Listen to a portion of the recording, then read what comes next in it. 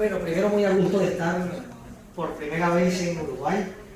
Yo me tenía una deuda con este país porque uno ubica al país dependiendo de la gente que uno conozca, ¿no? Eso quiere decir que a donde vayamos siempre somos embajadores, siempre.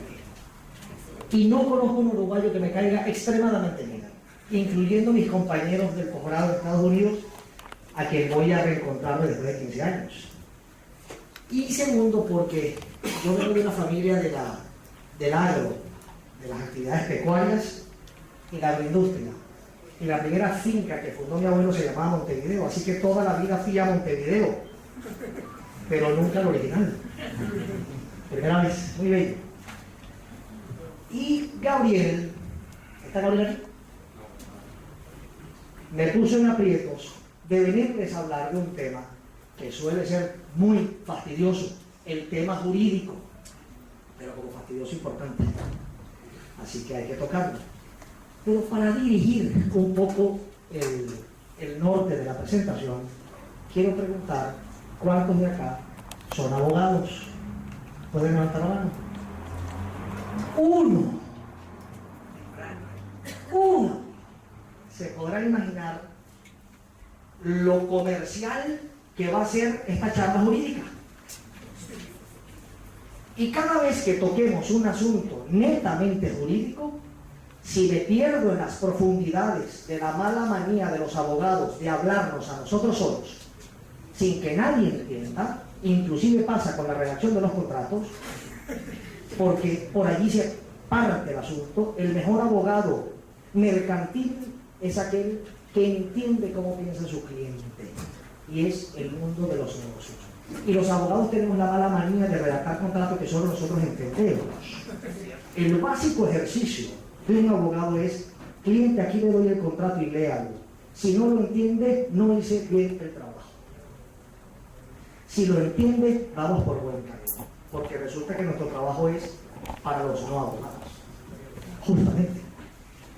Pero a ver, el tema del marco jurídico de las franquicias es para escribir libros, y en 45 minutos tratemos de dar un vuelo rasante por los puntos más importantes. Lo primero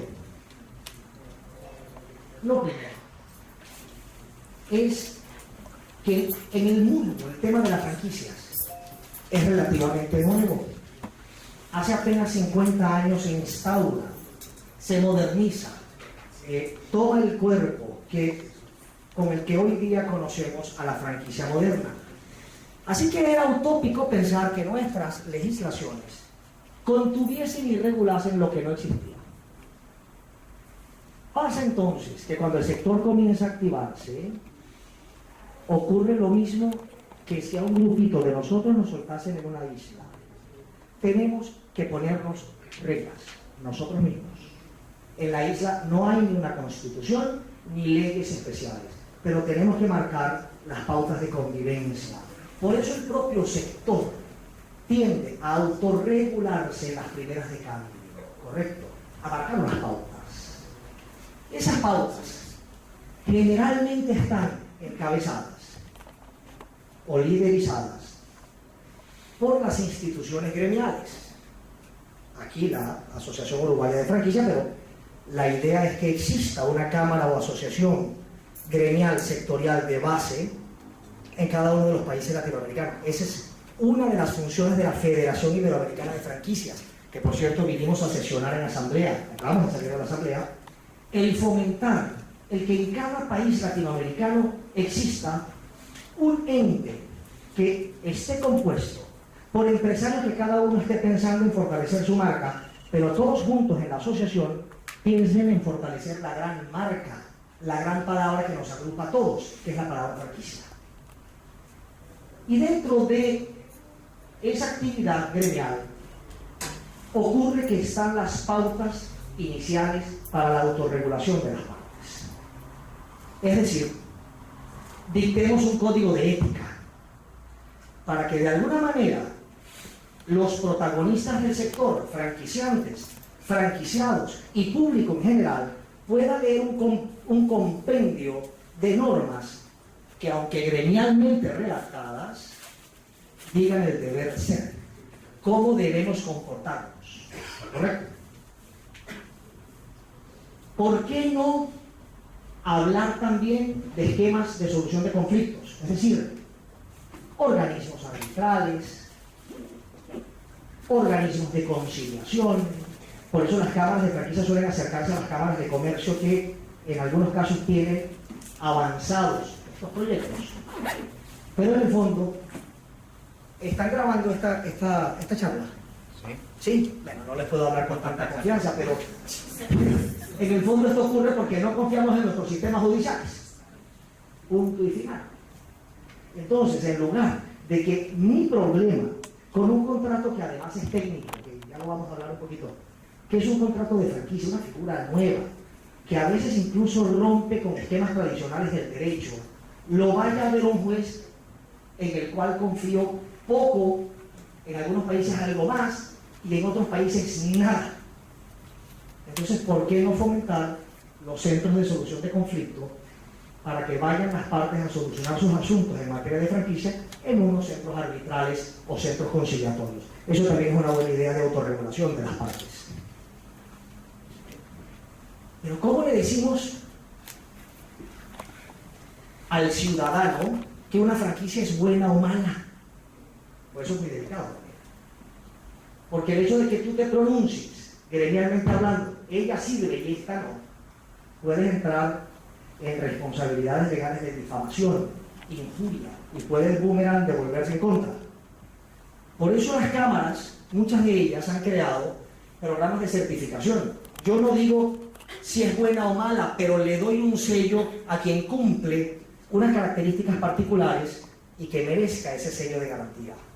Brasil, México son los únicos dos países latinoamericanos que tienen programas de certificación de franquicia, pero a eso hay que apuntar, a eso hay que apuntar. Sin embargo, la figura por antonomasia de autorregulación de las partes, de que el sector de alguna manera se mueva con las pautas y normas claras, es el contrato de franquicia, en donde se redacta y se colocan las normas y las condiciones bajo las cuales el franquiciante y el franquiciado debiesen actuar. No obstante, no es que las franquicias entran en un país y comienzan a funcionar anárquicamente. No, toda actividad está regulada en un país determinado, siempre y cuando el país obviamente responda a las pautas del libre mercado. Recuerde que jurídicamente hablando, todo privado puede hacer lo que no esté prohibido. No así el funcionario público, que solamente puede hacer lo que le es permitido. Eso es una enorme diferencia entre lo que es ente público y ente privado. Eso quiere decir que si no está prohibido, podemos ejecutar nuestras formas de negocio dentro de la cual están las franquicias, pero ellas se deben acoplar a las leyes existentes. Por eso, cuando no hay una ley de franquicia en un país determinado, se denomina que el país tiene un marco multirregulatorio del sector franquicia. Le aplican muchas leyes, ninguna de ellas específicamente redactada para el sector franquicias, pero todas ellas aplicables al mundo de los negocios. ¿Cómo es que yo puedo pasar esto? Con el aparatico que me diste, ¿cierto?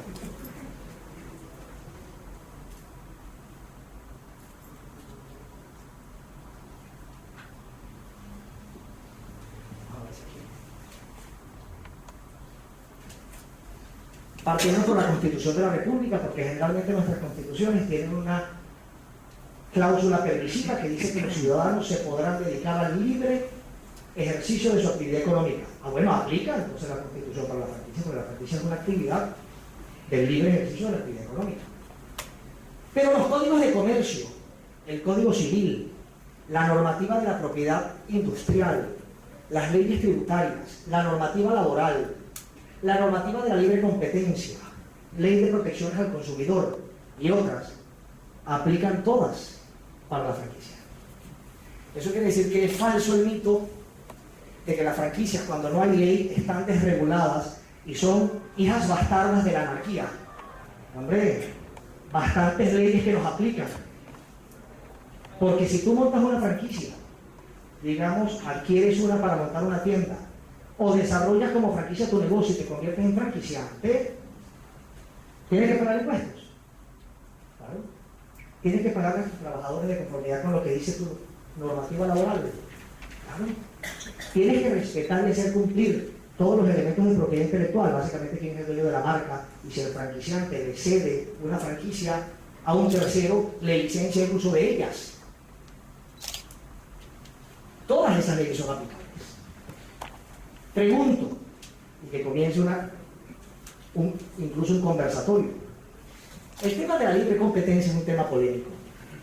¿Existen en Uruguay leyes de la libre competencia, colega? ¿Sí? Generalmente regulan carteles y monopolios. Resulta que hay un tema importante porque los carteles, para los no abogados, son cuando competidores se ponen de acuerdo. Y eso afecta obviamente la libre competencia y quien se ve afectado es el consumidor final. Usted vende allá y yo vendo aquí.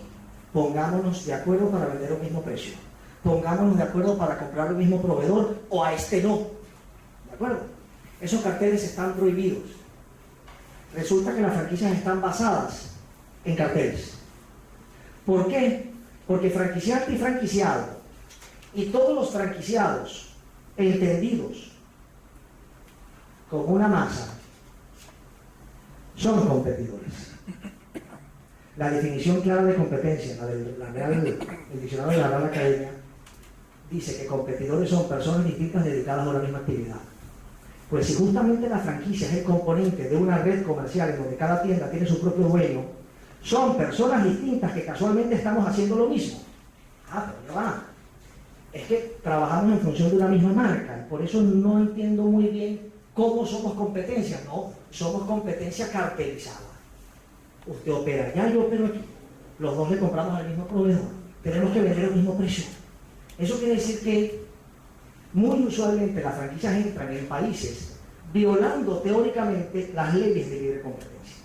Lo que pasa es que en el mundo bastante se afirmó con la experiencia en que las franquicias son mucho más beneficiosas al consumidor final que perjudiciales. ¿Por qué? Bueno, por una sencilla razón.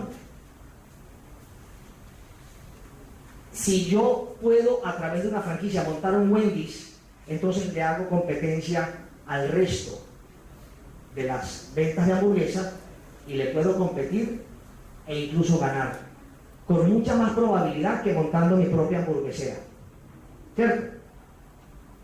Y el hecho de que los carteles funcionen en un mismo grupo de empresarios me lleva a economías de escala de poder comprar proveedurías más baratas para vender a un mejor precio al final. Por eso en países con desarrollo jurídico, comercial, los que ellos se llaman países del primer mundo, y a nosotros muy decentemente nos llaman países en desarrollo, por no decirnos que les falta un mundo, pero es lo mismo. En esos países llegan a esa conclusión a través de la jurisprudencia. A un juez muy educado, muy ecuánime y muy competente le llega un caso y aplicando las lógicas de la razón termina allanando el paso diciendo: aquí hay un tema en donde voy a ser permisivo con respecto a las leyes de la libre competencia. En nuestros países, como creemos un poquito menos en esas decisiones judiciales, valía la pena precipitar normas. En el caso de Venezuela, tuvimos entonces que hacer un lobby ante la Superintendencia de Protección a la Libre Competencia para demostrar estas teorías y obtener un reglamento de la ley que nos permitiera de alguna manera funcionar sin estar violando normas literales y sin tener que esperar jurisprudencias para que me dieran el permiso. ¿Me voy explicando más o menos? ¿Sí? Okay. Con el tema laboral hay un tema un poquito más complicado, porque hay dos grandes debates en dos niveles. Voy a tratar de ser muy claro en esto. Repito, estos son temas que se dan emporrados de derecho, que a veces uno ni los entiende. Pero uno es que no me consideren al franquiciado empleado del franquiciante. Eso es muy importante, porque si no, destruyen el sistema. Porque hay países en donde la norma laboral es suficientemente clara, pero hay otros, sobre todo en países en donde estamos viviendo una convulsión de principios radicales, en donde la norma o la interpretación no suele ser tan clara. Es más, una franquicia mal empleada y mal estructurada puede disfrazar una relación laboral. El franquiciado monta el negocio, pero todos los equipos están dados en comodato y son del franquiciante. El franquiciado vende, pero la plata va a una cuenta del franquiciante y luego el franquiciante le reconoce una comisión. En el fondo, ¿qué riesgo está asumiendo el franquiciado como para ser empresario independiente? Posiblemente haya una relación laboral escondida. Eso quiere decir que los franquiciantes tienen que realmente estructurarse como una franquicia real, porque si no puede romper el velo del instrumento y aunque te llames franquicia te reconozcan como otra cosa. Pero está un segundo punto, que es la solidaridad entre franquiciante y franquiciado para con las obligaciones laborales de los empleados del franquiciado. Es decir, los empleados de un franquiciado tienen como patrono a su franquiciado, ¿cierto? Pero pueden demandar al franquiciante como solidario, responsable. Eso es una duda que está en el mundo. Países como Canadá tienen una ley en donde son solidariamente responsables. El punto no es ni siquiera tan grave de que sean solidariamente responsables. Porque por argumento en contrario me están diciendo que franquiciante y franquiciado son distintos, que es lo que más me interesa. Y que entre ellos sí no hay laboralidad. ¿Me siguen? Sin embargo, lo que quisiéramos es que no fuesen solidariamente responsables para no encarecer la responsabilidad del franquiciante, porque, bueno, pudiese ser demandado de forma directa por todos los empleados de todos los franquiciados. En el caso de Venezuela, la duda se planteó, hubo una demanda en una franquicia que se llama Sandro, que es de peluquería, que tiene cerca de 50 tiendas. El Tribunal Supremo de Justicia tardó 10 años en decidir, y muy curiosamente, en el año 2010, sale la sentencia. Imagínense el panorama. Sí saben lo que pasa en Venezuela, la política no correcto nada histórico, ¿no? Ya lo saben. ¿Qué podíamos esperar de esa sentencia? Primero, que saliese ya era sospechoso, porque ha podido estar 10 años más en la retada. Pero salió la sentencia diciendo que franquiciante y franquiciado eran completamente distintos y no hay solidaridad entre ellos para con las obligaciones laborales de los empleados del franquiciado. Es decir, es como si nos hubiesen dado a la Cámara Venezolana de Franquicia la redacción de la sentencia. Tiene dos dedos de frente, se equivoca en algunas cosas, pero era mucho pedir. Era mucho pedir. La pregunta es, ¿por qué me dan esa sentencia así? ¿Por qué? Tanto así que esa sentencia ha servido para ser expuesta en el Congreso argentino, que hoy día debaten justamente el hecho de si debe haber o no laboralidad, porque le encantó al gobierno de la señora recibir una sentencia roja rojita de su amigo diciendo lo que la Cámara Argentina quería que dijera. ¿Me siguen? Más o menos. La pregunta es, ¿por qué en Venezuela sale esa sentencia que ha sido ejemplarizante en el debate latinoamericano? ¿Por qué resulta que el gobierno venezolano, que ha sido la historia, no le agrada la palabra franquicia? Es más, le desagrada tremendamente. Porque franquicia todavía es sinónimo de una cultura y de unos principios filosóficos que combaten. Por Dios, las franquicias son las más conocidas del mundo, son las hijas o sobrinas más consentidas del tío Sam. Entonces, el gobierno venezolano le tiene como distancia a la palabra, ¿cierto? Pero el gobierno venezolano es el ente franquiciante más importante de Latinoamérica. porque toda la tercerización que ejecutó con los puntos de venta de distribución de alimentos, que se llama Mercal, que son 1.800 puntos, básicamente bodegas. No me pregunten cómo funcionan, es un bodrio, pero los principios son que son manejadas en carácter de propiedad por terceros. Llámelo como lo llames, ahí hay un franchising ejecutado. De hecho, y hasta de derecho, aunque no llamen el contrato como contrato franquicia, lo llaman como concesión comercial.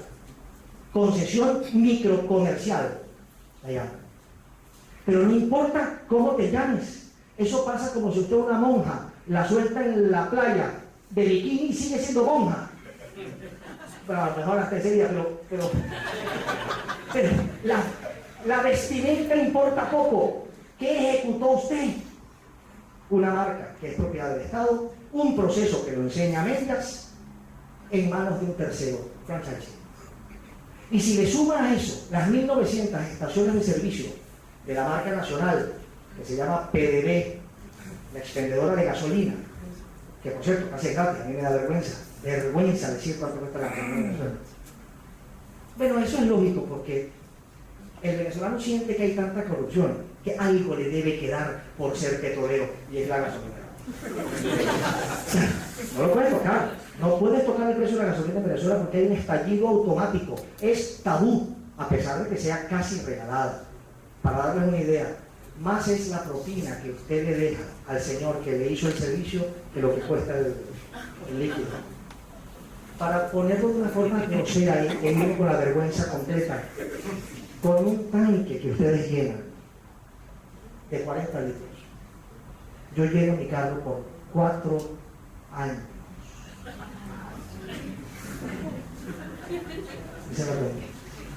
¿Debiera ser así?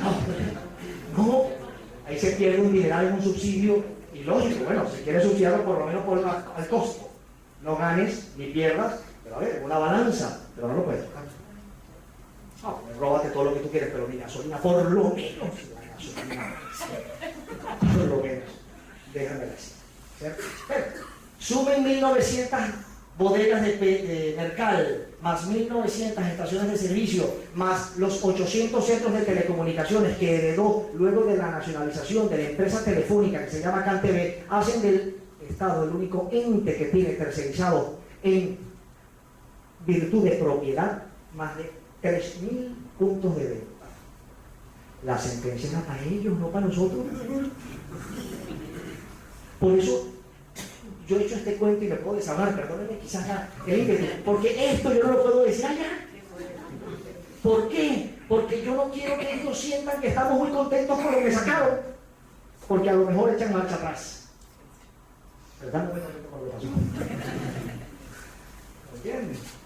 Bueno, además, hay quienes dicen, inclusive en ejercicios teóricos, aunque ya hay alguien que se atrevió a escribirlo, que la franquicia más importante del Estado venezolano no es ni el Mercal que les comento, ni el PDVSA que les comento, sino el bendito socialismo del siglo XXI.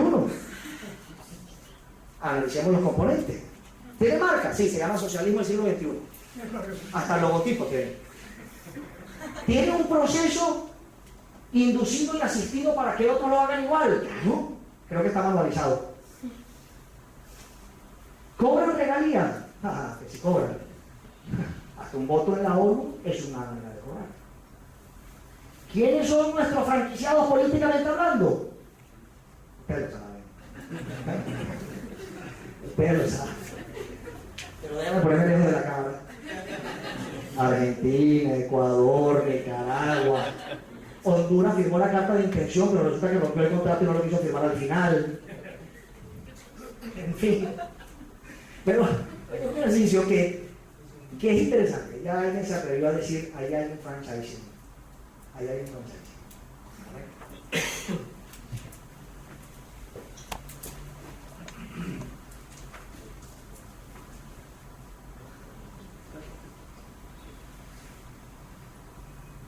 Sin embargo, tenemos que pasar a un papel.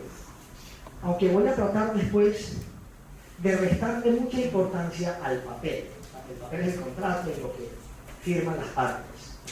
Démosle la importancia que me obliga la charla que me han invitado a dar. y por eso hay que hablar de ello. La carta de intención.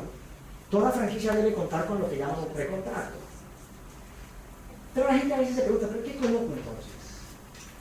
¿Qué se firma en un precontrato? Coloquialmente hablando, lo ideal es que todo franquiciado monte su franquicia con una compañía recién constituida, para evitar que el franquiciado use compañías con algún historial que pudiese ser peligroso, porque compañías preexistentes pudiesen arrastrar obligaciones tributarias, obligaciones laborales, por negocios antiguos, que exploten cuando tengan una franquicia. Por eso lo ideal es que cada franquicia se venda con la obligación de que el franquiciado constituya una empresa nuevecita, estricta y exclusivamente para llevar esa franquicia. Pero para el momento en que las partes firman la carta de intención, esa compañía no está constituida. Por eso el precontrato realmente tiene una utilidad, o por lo menos se lo hemos encontrado de esta forma, es para que él lo firme, la carta de intención, a título personal. Y se diga en la cláusula primera de la carta de intención que él va a salir corriendo a constituir una empresa exclusivamente que dedicará para esa franquicia. Sí, entonces allí pasan muchas cosas. Uno, se traba el negocio. Él tiene el tiempo y la obligación de hacer unas diligencias legales. Y tres, a mí me agrada mucho que las cartas de intención sean onerosas. Como dicen los americanos, no pain, no gain. Me agrada ese dicho. Es más, me agrada muchísimo ese dicho. Sin dolor no hay ganancia, un poco lo que dice. Porque allí debe ocurrir un pago parcial del derecho de entrada. ¿El 10%? Ahí varía tremendamente. Recomendación, entre un 10 y un 30%. Pero puede ser mucho menos. Acuérdense que las franquicias están basadas en una regla muy lógica. La regla en el mundo de las franquicias es que no hay reglas, hay tendencias. Entonces hay franquicias que no tienen derecho de entrada. Está bien, ¿no? Cuando el negocio está basado en algo muy distinto al servicio y al intangible. Por ejemplo, la distribución de bienes.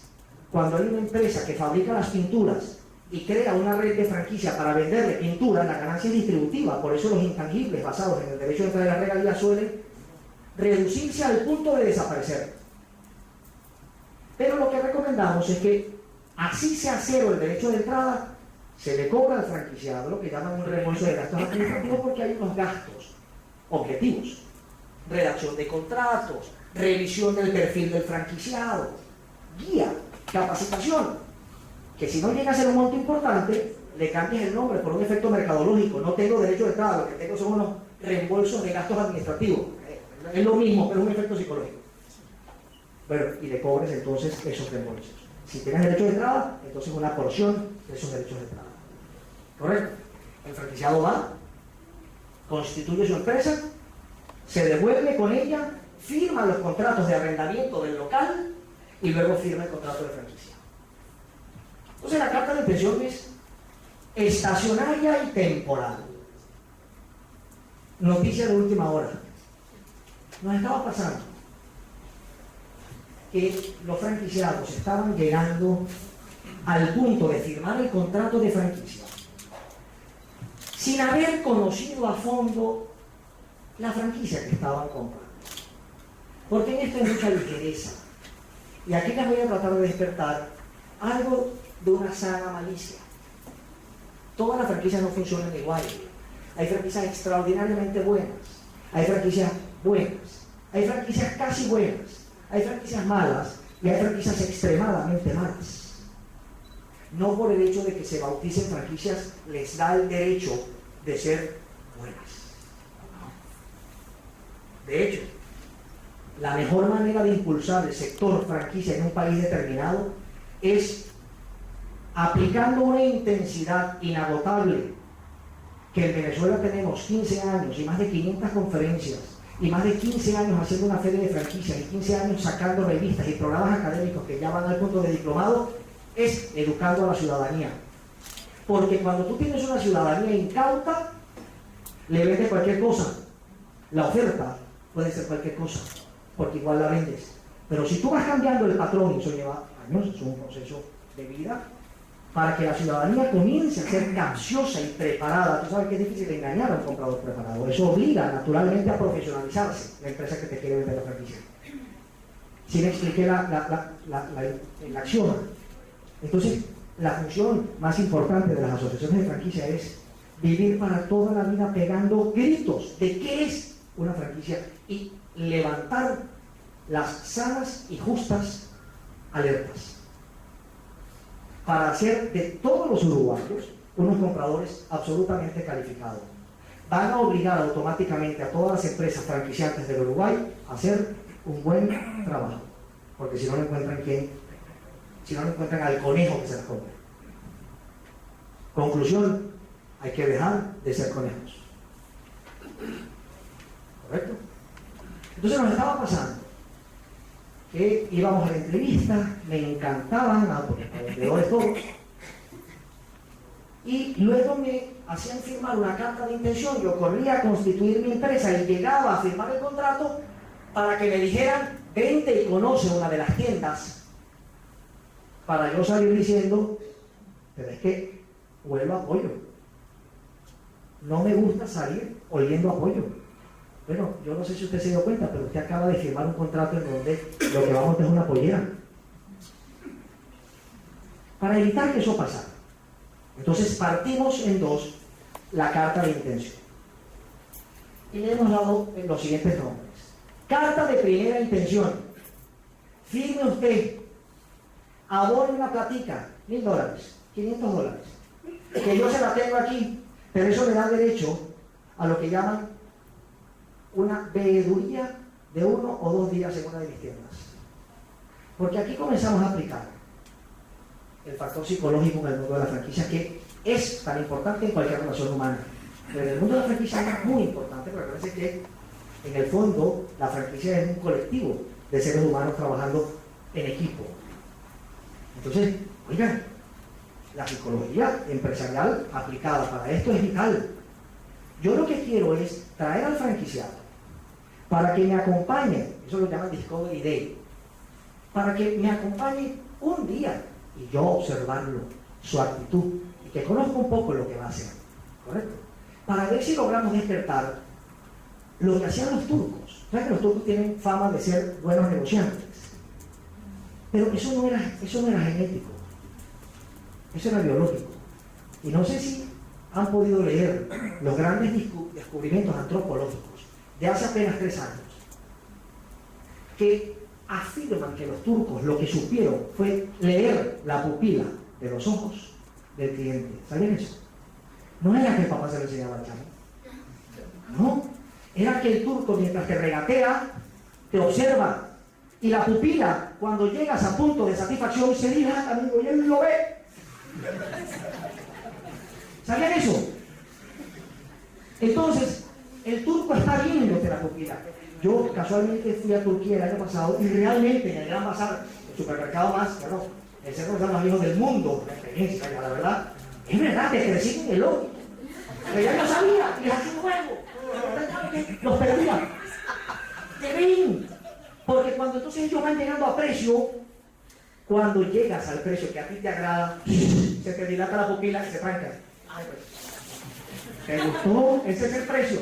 Bueno, si ustedes pueden desarrollar esa técnica de ver al franquiciado en tu tienda interactuando, porque déjenme decirles que también aquí hay un mito.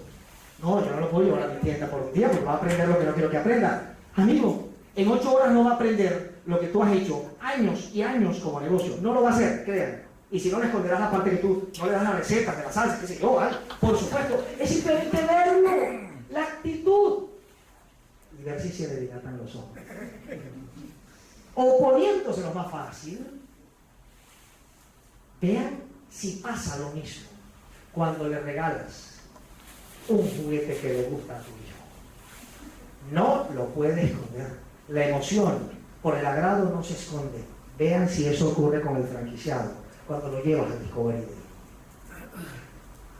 Él no quiere comprar la franquicia después del Discovery Day porque resulta que el olor a pollo es muy intenso. Entonces, él pierde lo que te dio. que son $500. Tú dirás, bueno, pero me van a espiar mucha competencia. Bueno, ojalá te espíen 1000 personas al año, porque 1000 por 500, eso quiere decir que abriste una nueva línea de negocio que se llama turismo empresarial. No es nada, no te van a copiar nada. Por un día no te copian nada. Más peligro tienes a la gente que tienes adentro. No hay que invitas y tú regulas que mostrarle que no. ¿Te gustó la franquicia? Nos gustamos.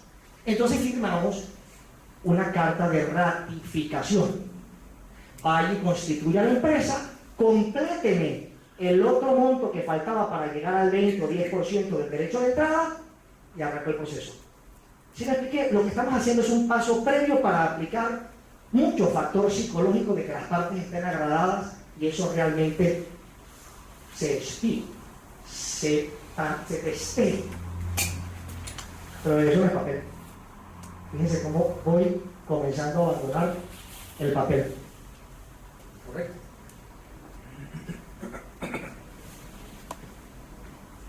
¿Quién debe ser la empresa franquiciante? Ahí ya entramos en planificaciones corporativas y planificaciones fiscales. Pero si usted tiene un matadero industrial y va a franquiciar unos restaurantes de carne, quizás sea bueno no exponer tanto a la gran empresa que es el matadero, porque cada vez que usted firma un contrato, sea de franquicia o sea de lo que sea, estadísticamente aumenta el riesgo jurídico de su empresa. Así no pase nunca nada, estadísticamente hablando. ¿Te parece interesante constituir una empresa exclusivamente para fungir como franquiciante y dejar protegido al matadero? No sé si lo llaman matadero. Aquí. Pero el que mata al animal. Frigorífico. A Venezuela el frigorífico es el que vende la carne ya beneficiada. Acá hacen todo. Lo que venden son los feedlots. Ok. Los que los crían y los terminan son feedlots o productores. Ok. El que compra o vende el intermediario, lo podés vender directo al frigorífico. Vale. Bueno, allá. Y ese es el que importa. Ok. Es el que hace el negocio. Pero allá hay que revisar la ley antimonopolio porque lo hace todo, ¿verdad? Uno de los negocios de la familia en Venezuela es un frigorífico. No hacemos todo. Matamos el animal y luego vendemos la carne, más nada, ¿no? Pero le vendemos a frigoríficos, que acá se llaman, que son las carnicerías. Pues la verdad es que el nombre, yo le voy a buscar un sustituto, inclusive para ver si cambiamos esa cultura en Venezuela, porque matadero es como feo, ¿verdad? Pero así se llama, matadero. Acá se llaman a los chicos. A veces a los que hay en las ciudades, mataderos chicos son mataderos, pero los grandes son frigoríficos. Son los chicos, pues, los malucos. Sí. Porque no funciona. Exacto. Los que matan un cuchillo que no está afilado. Ok. Bueno, protejamos a la gran empresa y tratemos de crear planificaciones que nos protejan un poco más, ¿cierto? El peligro de crear empresas solamente con funciones de franquiciado es que generalmente tienen muy poco gasto y pueden tener muchos ingresos, cuidado, porque vas a chocar de frente con el impuesto sobre la renta.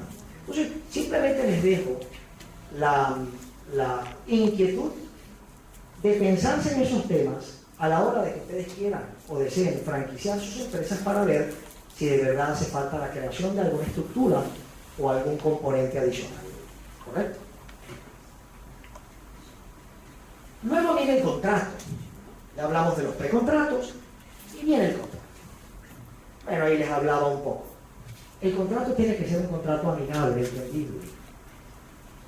Leído y entendido, decantado y absorbido por quien no estuvo estudiando derecho. Esa es la premisa. Se recomienda tremendamente que haya mucha organización visual para que los comerciantes, que son al final los usuarios de los contratos, se organicen en encontrar los títulos, los contenidos, haga un índice del contrato, pongan los títulos, la numerología, literales, numerales, organización. Pero no es lo mismo un contrato de franquicia individual a un contrato de franquicia maestra, por supuesto. Ya me estoy metiendo con figuras empresariales que ustedes ya conocen y no es el objeto de esta presentación. Pero hay, obviamente, sus diferencias.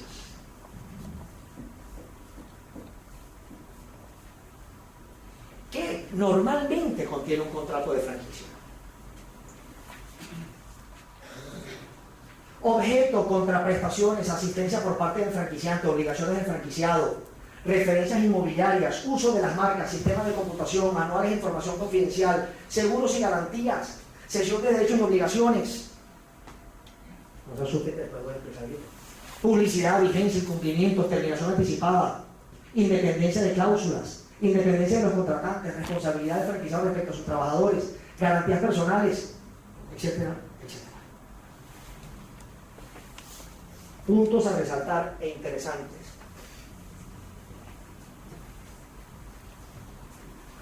Lo que usted coloque como asistencia por parte del franquiciante se convierte en obligación.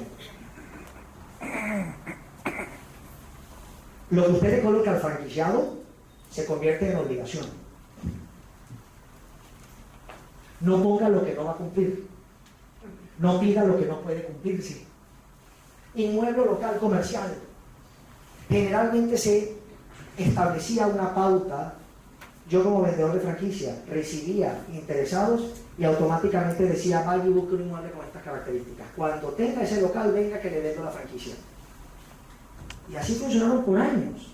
Hasta que en los años 90 comenzaron algunas empresas a decir, pero ¿cómo le impongo yo esa norma tan compleja? Si a él no lo conoce nadie en el mundo de los centros comerciales, en el mundo comercial, si viene para mí para que yo lo ayude. Y curiosamente, los corredores inmobiliarios y los centros comerciales me llaman a mí como máster para ofrecerme sus proyectos. ¿No será bueno que yo comience a hacer actividad inmobiliaria para hacer el match entre los inmuebles que voy captando, que a mí me vayan gustando y los interesados que vaya teniendo? Es más, eso nos llevó a explorar asuntos. Y quizás, porque la firma que manejo en Venezuela se dedica a los dos elementos. Tenemos un departamento de expansión de redes y franquicias, pero tenemos otro de asesoría especializada en centros comerciales y proyectos comerciales y búsqueda de locales a las cadenas, desde las muy grandes hasta las chicas, de inmuebles a nivel nacional. Vivíamos en los dos mundos. Amigos, en nuestros países es mucho más difícil encontrar un buen local que un buen franquiciado. Y eso nos estamos dando cuenta hoy. Hoy. Cosa que nos llevó entonces a plantear estrategias a nuestros clientes que son franquiciantes. Vamos a invertir la cadena de valor, la prioridad. Por 50 años el mundo de la franquicia se ha volcado a vender franquicias. ¿A quién? A la humanidad. Las ferias de franquicia, las guías de franquicia, pero tengo un cuello de botella, a veces muy grande, de muchos candidatos sin poder colocarlas, inmobiliariamente hablando. Invertamos en valores, dedíquese a buscar inmuebles. Como empresa franquiciante, dedíquese a buscar inmuebles, porque una vez que usted tenga un inmueble bueno, aprobado por usted, no le va a faltar mucho tiempo sin que caiga un franquiciado y a lo mejor los tiene ya en lista. Y si se tarda mucho, sea osado, y en Venezuela ya esta osadía la están haciendo las multinacionales, comenzando por McDonald's, Wendy's, Burger King, Fry's, que hemos hecho estos ejercicios, en donde publicamos un anuncio en prensa diciendo McDonald's alquiló local ubicado en tal zona. Estamos listos. Solo faltas tú, inversión estimada tal, teléfono tal.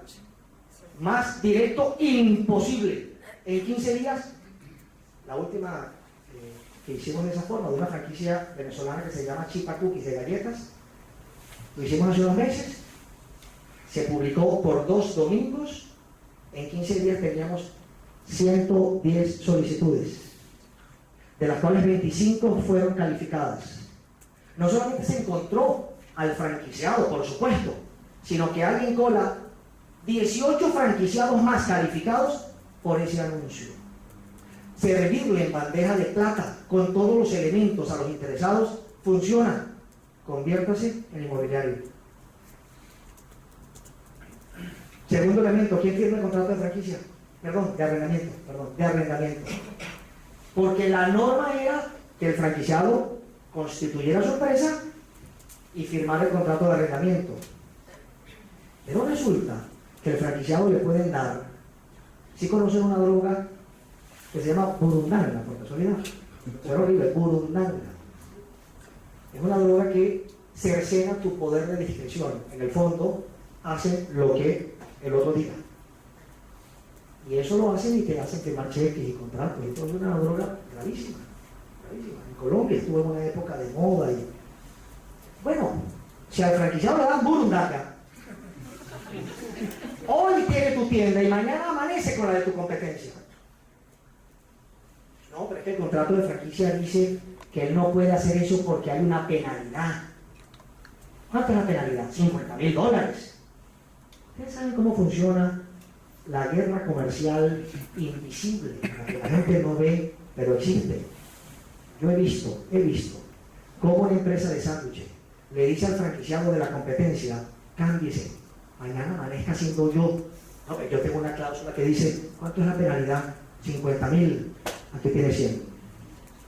50 para que pague y 50 para usted. Cámbiese. Si eres el titular del contrato de arrendamiento, poco puedes hacer. Pero si el franquiciante arrienda el local, y de ahí no lo saca nadie, y luego le subarrienda al franquiciado, interesante. Interesante. Háganlo quizás para los puntos esenciales, no lo repitan tantas veces. Si son una cadena masiva de puntos, porque aumentan mucho su riesgo comercial, pero para aquellos locales inmobiliarios, en el centro comercial premium, el emblemático, donde usted quiere que después de 200 años esa tienda siga siendo usted, firme usted el contrato de arrendamiento y se lo subarrienda al franquiciado. Teoría de los essential points. No en todos, essential points. ¿Vale?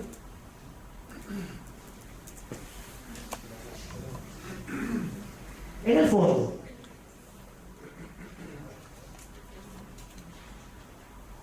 mucho se puede escribir, leer, hablar. Más, no nos dio ni tiempo de ver la profundidad, el detalle. Si hay alguna duda en un punto especial del contenido de los contratos, lo hablamos con mucho gusto, pero esto es un tema para libros y libros y libros. Pero en el fondo, le voy a destruir, o trataré de destruir, la importancia de todo lo que he hablado. Si hay que firmar unos contratos muy bien elaborados, lo mejor posible pensados, para firmar un contrato de franquicia entre franquiciante y franquiciado, y la meta es que ese contrato jamás vuelva a ser visto. Porque el día que tú tengas que revisar qué firmaste en un contrato de franquicias es porque hay problemas. ¿Sabían eso? Los contratos son para firmarlos y nunca más volverlos a ver. El día que lo tengas que ver, algo pasó. Entonces, ataquemos lo que puede pasar para que no pase. Y les dejo un poco el mensaje final. Humanicemos a las franquicias. Humanicemos. Yo, y además en Latinoamérica, particularmente en donde somos altísimamente gregarios, perdón que te tengo. Vale, hombre, me paro. Empezó conmigo. Como les he dicho, no me di cuenta. Se pusieron de acuerdo. Vale. Vuelvan los locos. Perdón. Humanicemos a las franquicias. Particularmente nosotros los latinoamericanos que somos tan gregarios, en donde aplica un gran dicho que es en Latinoamérica el know-how. ¿Saben lo que es el know-how? Esa palabrita fancy americana que es el saber hacer esas cosas. El know-how vale oro, pero el know-who no tiene precio. No tiene precio. Entonces, sepamos vender las franquicias a las personas adecuadas. ¿Cómo? Uno, abandonemos lo arcaico de escoger al franquiciado en base a 3 elementos. Uno, balance, referencias comerciales y una entrevista. Eso es en lo que se basa el 90% de la escogencia de los franquiciados a nivel mundial. Te las destruyo los 3. Balance. Mientras más plata y más dinero tenga el franquiciado, menos le va a prestar atención a la tienda. Tiene que haber una justa mezcla entre hambre y posibilidad. Porque el dueño de un banco no va a cuidar una peluquería. Y generalmente se la va a dar al yerno porque la hija tuvo mal ojo y me lo manda para acá. Segundo elemento, cartas de referencia. Se llaman así también, referencias comerciales. ¿Ustedes creen que yo les dé 100 referencias comerciales? Denme 4 días porque me va a llevar un tiempo llamar a 100 amigos o panas, como los llamamos nosotros, para que me den una carta con los cuales no he hecho nunca un negocio, pero me lo van a dar, por favor. Y tercero, entrevista. Ese franquiciado Ese candidato es una maravilla, es tan simpático, ¿sabes? Amigos, todos los estafadores son simpáticos, viven de eso. ¿Qué tengo que hacer? Tú estás buscando valores, y los valores se buscan en el entorno del franquiciado. Yo no consigo hoy día cómo un franquiciante es capaz de vender una franquicia a alguien sin haberle conocido su hogar. Partan por ahí. Tú cuando entras a una casa sabes a lo que te estás enfrentando. ¿Sí o no, señora? ¿Sí o no? Como te tenga la casa te va a tener el negocio. Observa la esposa, los niños, los colegios, de dónde vienen, qué hacen. Observa. Busca la sustancia, busca valores. Cada quien lo lleva al extremo que quieran. Yo tengo un cliente que me dice, no, hombre, yo le subo al cuarto porque generalmente me limpia la sala. Llévenlo hasta donde ustedes quieran. Y en nuestros países, además, que es tan fácil llegar a saber de alguien. ¿Saben que en Latinoamérica, salvo Brasil, México, estamos a 3 llamadas de saber de cualquiera? A 3. Esos son estudios que se han hecho a 3. Promedio, por supuesto. 3 llamadas para saber de un fulano que te va a montar una tienda tuya. Hágalo. Porque lo jurídico es papel, y recuerden que todo lo que hizo Hitler, todo estaba legalmente permitido. ¿Cierto? Y culmino un poco porque en Venezuela el tema legal ha sido complicado. Y hace poco me decía un amigo, me preguntaba yo, oye, ¿qué haces ahora? Me dice, estoy viendo el noticiero en Venezuela, en Discovery Channel. ¿Y por qué? Bueno, porque se me parece tanto, ¿sabes? Yo veo al león levantándose todos los días para correr y correr detrás de la gacela, y veo a la gacela que se levanta tempranito todos los días para correr y correr para que el león no lo agarre. Es la misma vaina que vivimos en Venezuela, corriendo y corriendo. Porque algo nos va a agarrar, alguien nos va a agarrar. A veces, inclusive, en Venezuela llegamos a pensar que por más que corrieras no había escapatoria. Y que el monstruo, que no he dicho nombres, te iba a ganar. Pero ¿saben qué? Con imaginación, fuerza, tesón y empeño, siempre le ganamos a León. Muchas gracias.